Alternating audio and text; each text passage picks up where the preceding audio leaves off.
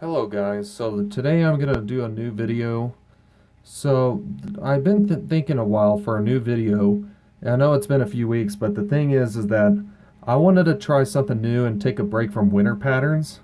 So I know a lot of guys like dry fly fishing, and I wanted to introduce a dry fly to you that I think is a very stable midge pattern for midge clusters, and it's called the Griffith's gnat, and I love it a lot.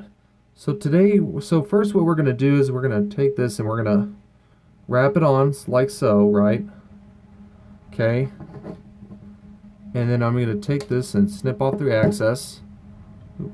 Get that thread off. There we go. And then what we're going to do is we're going to wrap all the way back to the bend like this. And what I do is I take some peacock herl, like this stuff here I got. This is strung herl, but it works quite well. The best herl I think is the eye herl, but it costs more to buy, and that's why I buy this stuff instead.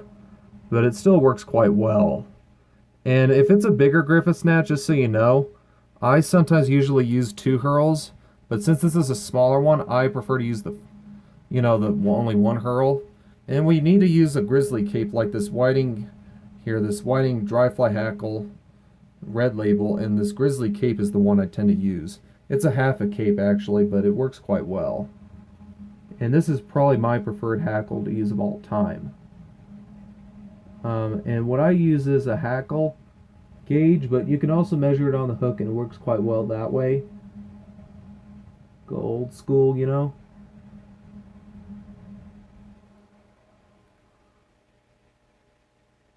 And that's an 18. Oop, got a focus there. There we go.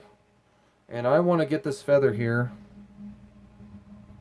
And I want to take this feather here and strip off all the little fuzzies on the bottom, you know. These little softer fibers here. I don't like any of these things. And I want to strip off all those. And then what I do is I take this and I wrap in the stem like so. And I take my scissors here and I clip off the excess stem since I got a little too long there. Oops, still got a little there. There we go. And I'm going to wrap up like this. And what I tend to do is I take my peacock herl here. I'm going to wrap this here. And make sure when you wrap these, just so you know, it may be the wrong side here. Let me see this again. Basically, you want the fluffy side up. If it's not up where it needs to be, yeah, that's the other side was correct. Never mind. Okay, I thought I was wrong. But anyways, just don't do what I just did on the second time. Basically, you want this herl to be fluffy. There's a fluffy side and there's actually a side that's not as fluffy. The fluffy side needs to face up. And that's exactly what we want, like I'm doing here. And I want to wrap all the way here forward. I want to wrap a good few wraps on this here. Oop, screw that up. There we go. I was going to take that. I'm going to take my scissors and cut off the excess peacock herl. And then what I'm going to do is I'm going to take my hackle pliers here, like this, these non-skid ones like this. And I'm going to take these here. I'm going to wrap them around like so. And what I do is when I wrap these, I want to spiral my wraps forward here. I want to spiral these wraps good and forward here. Good a few times.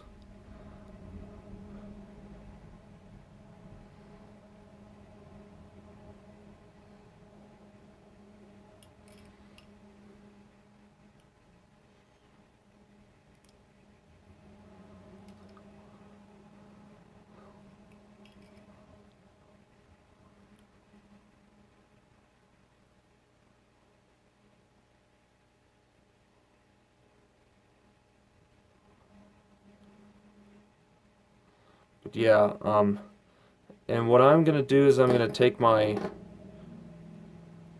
scissors here, and once you get it all wrapped forward, all the way to the where the eye is. And what I do is I take my whip finisher here and whip finish. Now if you want, you can always put some head cement on these. I don't put head cement on dry flies usually. I just do a pretty good sized whip finish and that's about it.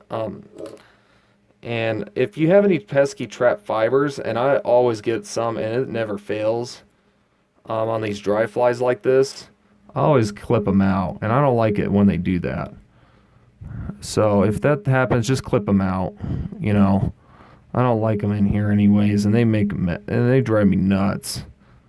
So, but yeah, that's it. That's how you tie a Griffith's gnat. This is a size 18 now. Like I said, you can tie them bigger.